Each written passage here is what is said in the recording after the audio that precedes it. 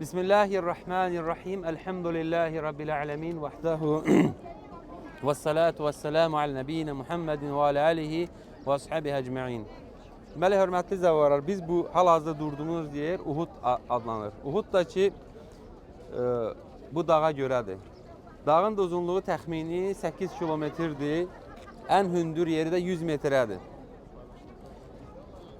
Bu niyə görə bura Uhud adlandırır? Döyüşə görə, Uhud döyüşünə görə. Uhud döyüşü nə vaxt olubdur? Hicrətin 3-cü ilində. Allah Resulü səlləm hicrət eləndən sonra. Bu da ki, necə oldu? Müşriklər Bədir döyüşünü uduzurlar və sonra isə qərar verirlər onun elə bil ki, qisasını almağa. Və onlar da çıxırlar, çıxanda Allah Resulü səlləm xəbər bilir. Qısa danışıram, sözsüz ki, uzun danışsaq istidir. Peyğəmbər s.ə.v xəbər bilir, tutur və məşvərə eləyir, müşavirə eləyir və sahabələr Peyğəmbər s.ə.v çıxmamaq qərarında idi Mədinədən, yəni Mədinənin özündən olduğu yerdən. Amma məşvərə eləyəndən sonra görür ki, sahabələr daha çox istəyirlər ki, çıxmağa, onları qarşılamağa. O halda Allah Resulü s.ə.v gedir, döyüş geyimini geyinir və görürlər ki, Allah Resulü s.ə.v çiqat geyinibdir, zirəyi.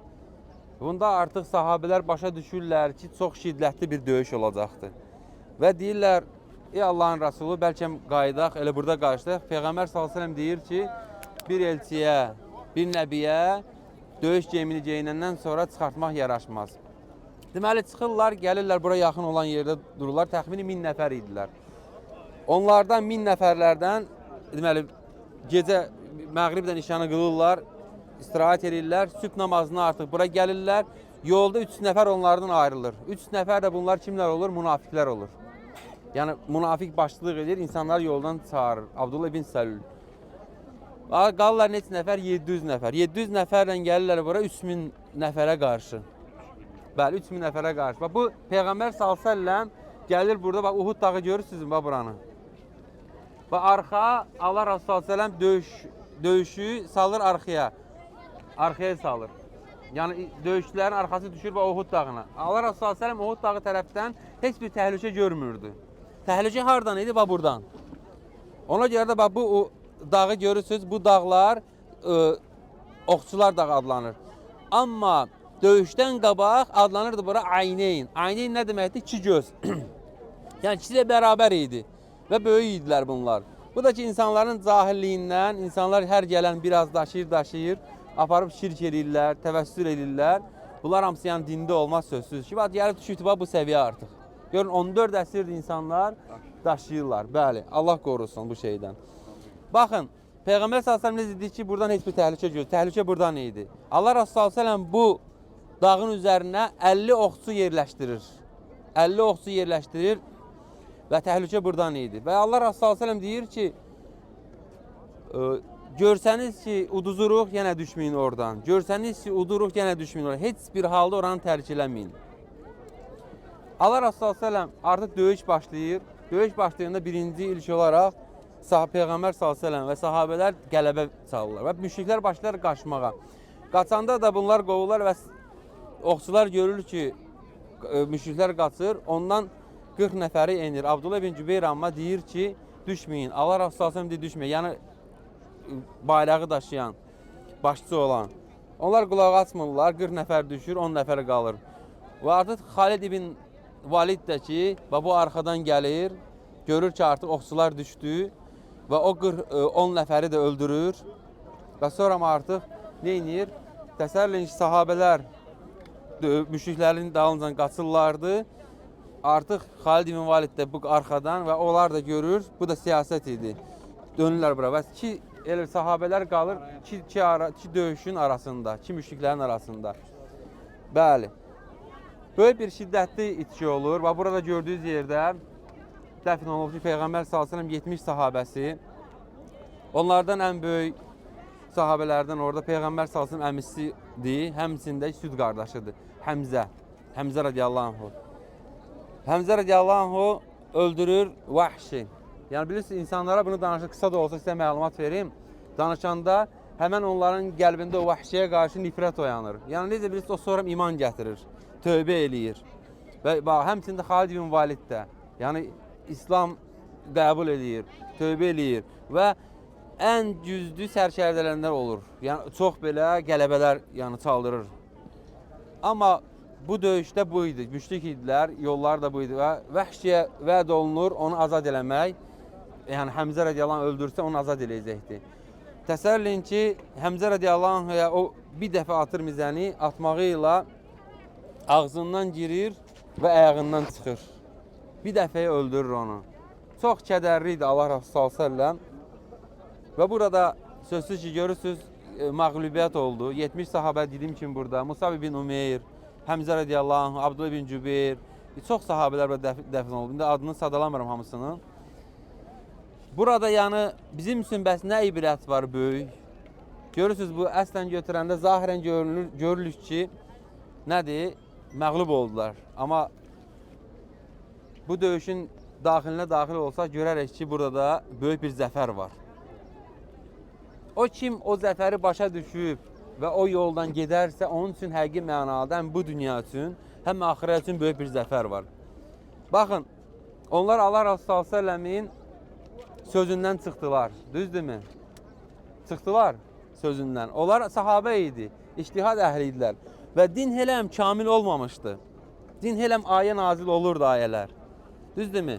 Və onları görün, nə məğlubiyyət baş tutdu. Amma bugünkü gündə biz baxaq, Quran kamildir, düzdürmü? Və Allah Rəsulü s.ə.v artıq yoxdur, hədislər ham kamildir. Yaxşı, biz bəs müxalif oluruqsa Allahın dediyinə, Allah Rəsulü s.ə.v-in qoyub getdiyi yola, onda bizi nələr gözləyir? Yəni, bugünkü gündə bizim başımıza daş yağmırsa və s. günahlarımıza görə bu özü bir böyük bir neymətdir Allahdan. Ona görə nə eləməliyik biz? Bundan bir ibrət çıxartmalıyıq bu döyüşdən. Böyük bir ibrət. Ki kim Allahın qoyduğu qanuna qarşı çıxarsa, onlar bilmirlərdi. Bax, bilin, bugünkü gündə biz isə elədiklərimizi artıq bilə-bilə eləyirik. Bilirik ki, misal üçün deyirəm, qadınların geyimi necə olmalıdır, düzdürmü? Allah Quranda bildirir. Artıq kamildir. Bilirik ki, kişi necə olmalıdır. Bilirik ki, hansı günahlar haramdır. Və biz bunları əgər bilə-bilə eləyiriksə və bizi nələr gözləyir. Və bu dünya da ki, fani bir dünyadır. Bu dünya, yəni, əbədi deyil. Yəni, bu dünya bizə verilibdir bir imtihan kimi. Keçiddir. Bu dünya üçün biz yaranmadıq. Bizə bu dünya verilibdir cəza olaraq. Yəni, əslimiz harada idi? Adəm əleyhissalam cənnətdə idi, düzdürmü? Və onun günahına görə Allah subhanahu wa ta'ala oradan çıxartdı və buranı verir cəza olaraq. Bugünkü gündə biz cəza olaraq bizə verilənin dalınca elə qaçırıq, elə gəzir ki, sanki bizi elə bura görə yaranmışıq. Amma əsl olduğumuz üçün çalışmırıq. Biz cənnət üçün çalışsaq, amma dünya üçün çalışdığımız qədər Allah subhanahu wa ta'ala hər bir ikisini yəni belə yüngüllükdən verər, asanlıqdan verər. Bizdə amma əksinədir. Mən də birinci öz nəfsimi, sonra hər birinci çağıram ki, Allah'a şükürlər olsun, Allah müvəffəq edib gəlmişik bura. Bu olan yerlərdən, bu olan hadisələrdən böyük bir ibrət çıxardaq və bunu öz həyatımızı dəyişməyə səbəb olsun. Bugünə kimi nə olubsa geridədir, onu qaytarmaq olmaz. Və sabahda nə olacaq bir Allah bilir, olacaq, olmayacaq. Biz bu günün yəni yaşayanlarıyıq. Bu gündür bizim əlimizdə olan. Bu günlə yaşayırıq. Hətta bilmirik hansımız növbəti ilə çatacaq, növbəti aysa, növbəti günə çatacaq, düzdürmü? Ona görə nə eləməliyik?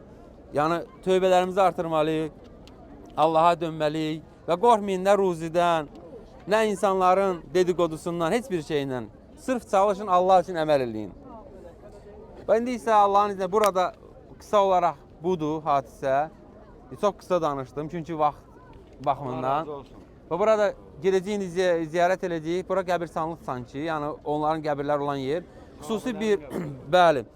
Orada hansı bir xüsusi bir dua yoxdur. Yalnız nədir orada? Adi bir qəbirstanlığa girib olunan dualardır. Onu da mən sizə oxuyacağım, orada yazılıb. Belə də biləm. Sadəcə oxuyacağım ki, biləsiz ki, yəni budur. Başqa qəbirstanlığa da gəndə o olunur. Aydındır, əziz qardaşlarım və bacılar. İnşallah Allah daha doğrusun, Allah bize eşli faydalarını eləsin. Burada yəni bilin ki, sahabələr, Allah Resulü s.ə.v burada bax döyüşübdür. Bugünkü də bizə din saxma səbəbləri, o kişilər burada qan töküblər. Görün siz haradasınız, hara gətirib Allah subhansı çıxardıbdır. Ya bu elə belə yer deyil. Bura yəni vaxtınızın qədrini bilin. Çalışın ibadət çox eləyin, dua eləyin, zikr eləyin. Və bu kişilərin sayəsində yəni ki, onlar həqiqi mənada əsl kişilər idi. Allah Subhanahu onları vəsf edir Qurani-Kərimdə. Bunun içində insanlar isə nədir? Dərəcələri onlara nə dərəcədə özlərini bənzətməklədir. Yəni çalışın nümunə olaraq özünüzə götürün Quranı, Allah Resulü s.ə.v-in həyatını və Peyğəmbər s.ə.v-in yəni həyat yoldaşlarının, analarımızı oxuyun həyatlarını, necə olublar, necə yaşayıblar, sahabə qadınlar necə olublar. Əgərlərim nicada çatmaq istəyirsə, əgər xoşbəxt insanların olmaq istəyirsə, çalışın özlərinizi onlara bənzədin. Hansısa bir məsələ üçün kafir olan qadın və yaxud hansısa bir müğənni, onlara yox. Onlara yox, çalışın onlara, əsl, həqqi möminə qadınlara, əsl, həqqi ismətli. Təsəvvür eləyin, Fatimə radiyallahu anhə, bunu da sizə deyim inşallah. Görün, dünyasını dəyişəndə insan artıq dünyasını dəyişdi, qutardı da, mükəlləf deyil. O fikirləşir ki, mən dünyamı dəyişəndən sonra insanlar məni birdən görərlər. Düzdürmü? Deyir ki, o ondan qalıb. Görürsünüz, burada ərəb ölkələrində xüsusən, ərəb ölkələrində o bilinir. Məsələn, ərəb ölkələrində kişi xeylağı açıq gedir. Yəni, kəfəndə görünür kişi xeylağı. Amma qadın xeylaqları üstü örtülü gedirlər. O, həmən Fatimə radiyallahu anhədən qalıbdır. Peyğəmbər s.ə.v-in qızından, Əli radiyallahu anhın yoldaşından. Nə deyir? Deyir, mən deyir, öləndən sonra mənim üstümü örtün, belə ki, görməsinlər qıraqdan. Birdən mənim əzalarımı görərlər. Görürsünüz necə insanlar olub, necə qadınlar. Onlar özlərini belə öləndən sonra fikirləşirlər öz ismətlərini. Amma bugün içində görürsünüz, insanlar müsəhətlərinə belə sağlı ola, yəni fikir vermirlər. Və yaxud da deyirlər bəzi qadınlar ki, mənim nədir, eybəcərəm, mənim görməsinlər. Yox, əsl gözəllik o deyil. Əsl gözəlliyə hər bir şəxs baxa bilməz. Əsl gözəlliyə hər insanı sata bilməz. Əsl gözəllik odur. O gözəllik o deyil. Ona araq içən də baxsın, narkotik çəkən də baxsın, özünü tanımayan da baxsın. Elə şey mi olur? Əsl gözəllik odur ki, bax, insan özünü qoruyur, öz gözəlliyini qoruyur. Bir dəyərli şeyin olanda nə edirsən sən onu? Qoysun harda olsa, yox, əlbəttə ki, kim olsa baxsın, gizlədirsən. Düzdürmü? Üstü bağlı olur. Bəli, Allah daha doğrusu, Allah bizə eşit faydalı eləsin. Allah hər birimizə nəsib eləsin. İndi gedəcək ümrə ziyarətini sözü sabah. Allah bizə məqbul ümrə nəsib eləsin hər birimizə. Allah bizi buradan bağışlanan qullarından olaraq qaytarsın öz vətənimizə. Allah hər birinizin ibadətlərini, dualarınızı qəbul etsin. Allah daha doğrusunu bilir. Subhanakallahumma bihamdik, əşhədu en la ilahe illə əntə, əstəğfiruke və etûbü ileyk. Amin. Allah